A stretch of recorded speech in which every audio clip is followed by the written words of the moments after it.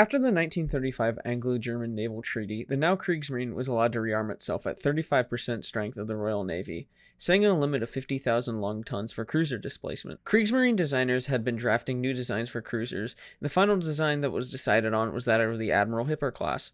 There were to be 5 ships built in the class: the Admiral Hipper, the Blücher, the Prinz Eugen, the Seydlitz, and the Lutzow, with only the first 3 ships of the class actually being complete. In today's video, we will discuss the ship's design, armament, and the Admiral Hipper's career. As a preface, each ship had different alterations in their design, so I'll be discussing the Admiral Hipper as it was the original design.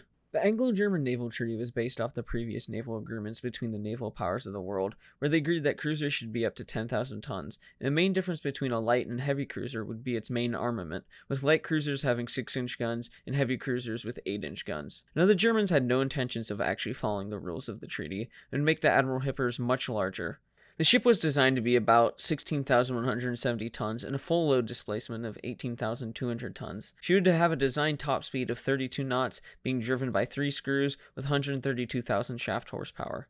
She would be armed with 8 8-inch guns in 2 twin turrets, 2 super-firing forward and 2 super-firing aft, with a secondary battery of 12 4.5-inch guns, 12 1.5-inch guns, and 8 2-centimeter guns. Along with that, 4 triple torpedo tubes, 2 per side. This is where things get interesting in my opinion. The armor. She would have an armor belt of 70 to 80 millimeters and an upper belt of 12 to 30 millimeters, while the main deck would be around 20 to 50 millimeters. The Admiral Hipper would be laid down in July of 1935, launched in February of 1937, and commissioned into the Kriegsmarine in April of 1939, just in time for the outbreak of World War II.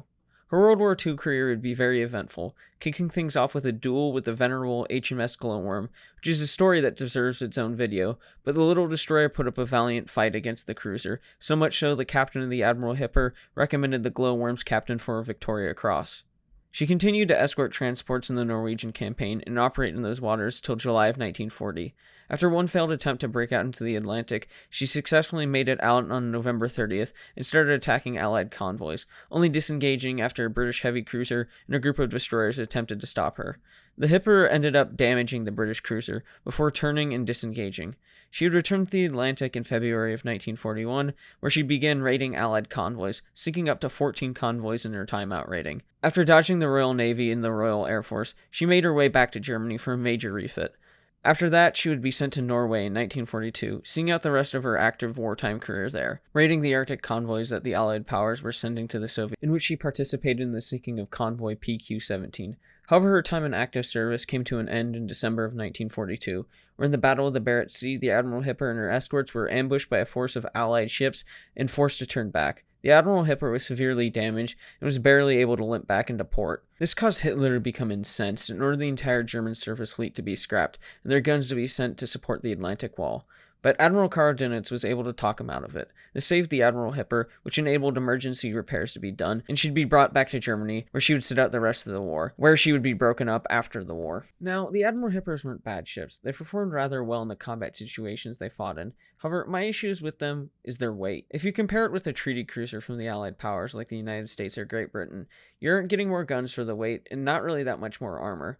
Which, if you think about it, the armor for a cruiser is somewhat important when you're facing other cruisers. But since the Kriegsmarine was hopelessly outmatched when compared to the Royal Navy, there'd be a really good chance she could either be facing a battleship or a battlecruiser who could overmatch her armor.